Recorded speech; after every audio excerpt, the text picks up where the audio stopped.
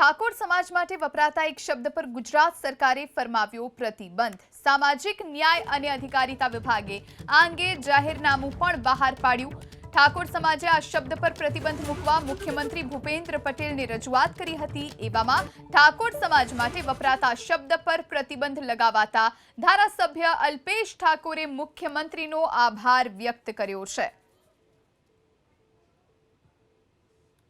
आदरणीय भूपेन्द्र भाई पटेल द्वारा आज एक ऐतिहासिक ने खूब सारो निर्णय करवामां आव्यो।